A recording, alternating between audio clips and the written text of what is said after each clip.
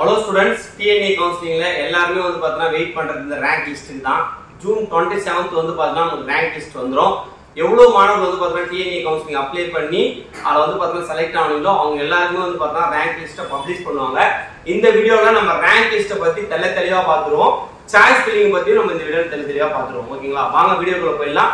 அதுக்கு முன்னாடி நம்ம சேனலை யாராவது புதுசா பாத்தீங்கன்னா சப்ஸ்கிரைப் பண்ணி வச்சுங்க, இன்ஸ்டால ஃபாலோ பண்ணி வச்சுங்க.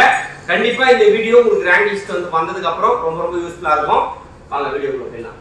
இந்த வருஷம் வந்து பாத்தீங்கன்னா மொத்தமா TNA கவுன்சிலிங்ல வந்து பாத்தீங்கன்னா 3 லட்சம் மாணவர்கள் வந்து பாத்தீங்கன்னா மொத்தமா வந்து பாத்தீங்கன்னா அப்ளை பண்ணிருந்தாங்க. அவங்க எல்லாரும் ரேண்டம் நம்பர் பப்ளிஷ் பண்ணிட்டாங்க.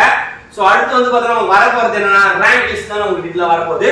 சோ ரேங்க் லிஸ்ட்ல எப்படி வரும் பாத்தீங்கன்னா ஃபர்ஸ்ட் ஜெனரல் வந்து பாத்தீங்கன்னா இந்த பிரைவேட் செக்டர்ல அப்ளை பண்ணவங்களுக்கும் இந்த கவர்மெண்ட்ல அப்ளை பண்ணவங்களுக்கும் அப்புறம் வந்து பாத்தீங்கன்னா special reservation different able category அப்புறம் எக்ஸ் சர்வீஸ்மேன் போர்ட்ஸ் இங்க எல்லாருமே ஜெனரல் ரேங்க் வரும். ஓகேங்களா? அதுல வந்து பாத்தீங்கன்னா ரெண்டு விதமா வரும். உங்களுடைய கம்யூனிட்டி பேஸ் பண்ணி ரேங்க் லிஸ்ட் வரும். அனதர் வந்து பாத்தீங்கன்னா ஓவரால் வந்து பாத்தீங்கன்னா ஜெனரல் ரேங்க் வரும். இந்த கம்யூனிட்டி வந்து பாத்தீங்கன்னா நமக்கு ஓசி, பிசி, எம்பிசி, அப்புறம் வந்து பாத்தீங்கன்னா முஸ்லிம், அப்புறம் வந்து பாத்தீங்கன்னா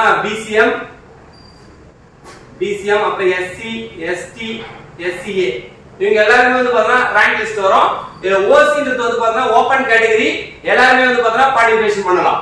அப்புறம் வந்து பாத்தீங்கன்னா 7.5 ரிசர்வேஷன் மாணவர்கள் வந்து பாத்தீங்கன்னா தெளிவா பாருங்க. அரசு பள்ளி மாணவர்கள் வந்து பாத்தீங்கன்னா இந்த வீடியோ உங்களுக்கு ரொம்ப யூஸ்ஃபுல்லா இருக்கும். அரசு பள்ளி மாணவர்கள் வந்து பாத்தீங்கன்னா ஜெனரல் ரேங்க் லிஸ்ட் தனியா வரும், அப்புறம் கம்யூனிட்டி ரேங்க் லிஸ்ட்னு வரும், அப்புறம் வந்து பாத்தீங்கன்னா ஓவராலா வந்து பாத்தீங்கன்னா 7.5 ரேங்க் லிஸ்ட் வரும். ஓகே, அரசு பள்ளியில படிச்சோம். அப்புறம் வந்து பாத்தீங்கன்னா ஓவராலா வந்து பாத்தீங்கன்னா 7.5ல உங்களோட கம்யூனிட்டில நீங்க எத்தனை ரேங்க் வரீங்க அப்படின்னு சொல்லிட்டு வரும். நல்லா புரிஞ்சுங்க. 7.5ல உங்களுடைய 7.5ல நீங்க ஜெனரலா ஓகேங்களா, ஜெனரல் இதுல எத்தனை ரேங்க் வரீங்கன்னு வரும். அதே போல கம்யூனிட்டி ரேங்க்கும் வரும்.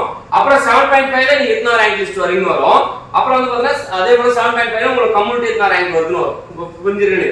அதுக்கப்புறம் வந்து பாத்தீங்கன்னா ஸ்பெஷல் ரிசர்வேஷன் வந்து பாத்தீங்கன்னா different able category ex serviceman sports இவங்க எல்லாருமே வந்து பாத்தீங்கன்னா ஜெனரல்லயே ரேங்க் வரும். 7.5 நீங்க 6ல இருந்து 12 வரைக்கும் படிச்சிருந்தா 7.5 ரிசர்வேஷன்லயே உங்களுக்கு ரேங்க் லிஸ்ட் வரும். அதுக்கப்புறம் ஒகேஷனல் குரூப் அவங்க வந்து பாத்தீங்கன்னா ஜெனரல் ரேங்க் லிஸ்ட் வரும். அப்புறம் வந்து பாத்தீங்கன்னா 7.5 ரிசர்வேஷன் ரேங்க் லிஸ்ட் வரும். இப்போ உங்களுக்கு புரிஞ்சிருக்குன்னு நினைக்கிறேன். ஓகேங்களா?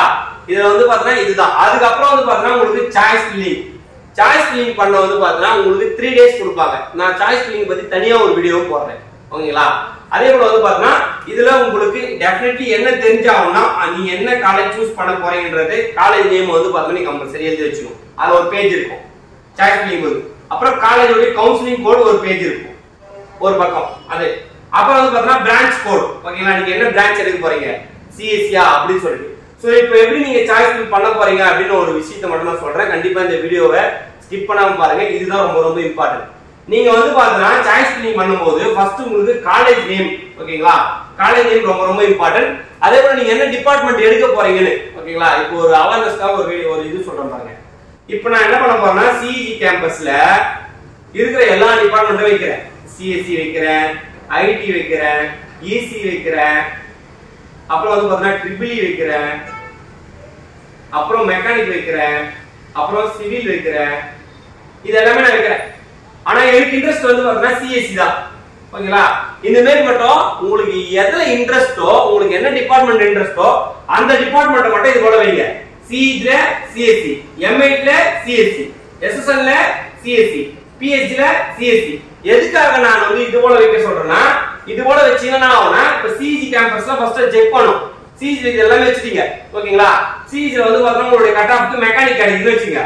மெக்கானிக்கல் சிவில கிடைக்குதுன்னா நீங்க வந்து பாத்தீங்கன்னா கீழே போக முடியாது, காலேஜுக்கு கீழே போக முடியாது. சோ அப்போது மேலதான் போகணும்.